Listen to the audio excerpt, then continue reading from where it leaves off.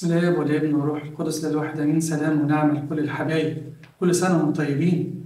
بكره الكنيسه بتحتفل بعيد شهيد عظيم في الكنيسه، هو امير الشهداء قديس العظيم ماري جرجس الروماني. قديس ماري جرجس له معزه كبيره في قلوب كل الشعب القبطي، لانه كان شاب ايمانه قوي، ترك كل مناصب العالم وكل الجاه اللي فيه وتمسك بايمانه بالمسيح 7 سنين كاملة. والشهيد العظيم ماري جرجس بيتعذب من أجل إيمانه بالمسيح وهو ثابت على إيمانه رغم كل المغريات والحروب. ماري جرجس شفاعته قوية عند رب المجد، وإحنا دايما نسميه كده سريع الندهة، قوي في شفاعته. طب إحنا ليه النهاردة كنيستنا بتعلمنا إن إحنا نطلب شفاعة القديسين؟ هي إيه معناها؟ وهل دي بتتعارض مع الكتاب المقدس؟ بصوا يا حبايبي، ببساطة خالص، في شفاعة القديسين احنا فعليا بنسبح ربنا، لان الكتاب قال كده: سبحوا الله في جميع قديسيه. فاحنا كل ما بنتذكر سيره احد الاباء القديسين او الشهداء كاننا بنسبح ربنا ونقدم تمجيد لاسمه.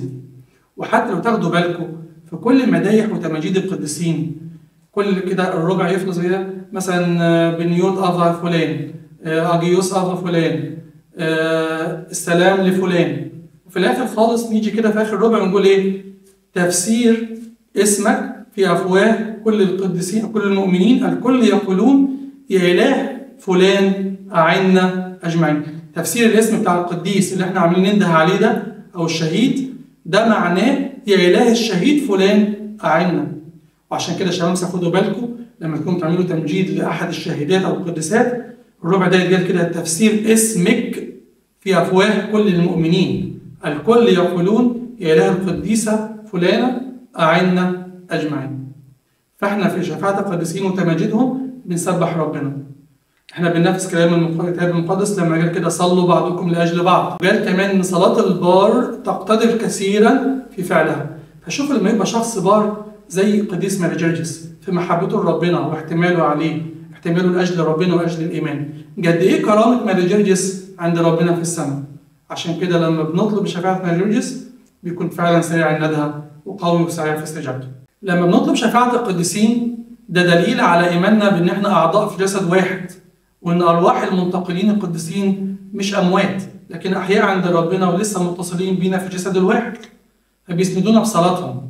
وده من مبدأ تكافؤ الفرص، زي ما في أرواح شياطين بتحارب المؤمنين، في أرواح قديسين بتسند وتشفع في المؤمنين، وده من العدل بتاع ربنا. القديسين لما بنذكر سيرهم بننفذ كلام الكتاب لما بيقول كده: انظروا الى نهايه سيرتهم فتمثلوا بإيمانهم. لما افتكر حياه واحد زي ماري جرجس وازاي قدر يدوس على كل مغريات العالم ويقدر يقف قدام كل عذابات العالم ضد كل الملوك، اقول يا رب اديني اتشبه بواحد زي الشهيد العظيم ماري جرجس. فاحنا بنذكر سيرتهم عشان نتشبه بإيمانهم. هم اخواتنا الكبار، هم القدوه بالنسبه لنا، الناس اللي عاشت زينا في عالم محاطين بتجارب وبصعوبات وحياتهم أثبتت قداستهم وبرهم ومحبتهم لربنا. ربنا يدينا دايما نعيش حياة القديسين في مناسباتهم، نطلب شفاعتهم، ده كأنه يوم عيد ميلادهم في السماء. فنقول لهم كل سنة وانتم طيبين، اسندونا بصلواتكم لغاية ما نتقابل معاكم أمام عرش النعمة. ربنا يدينا كل نعمة وبركة بشفاعة الشهيد العظيم أمير الشهداء ماري جرجس الروماني، اللي احنا كل مجد وكرامة إلى الأبد آمين.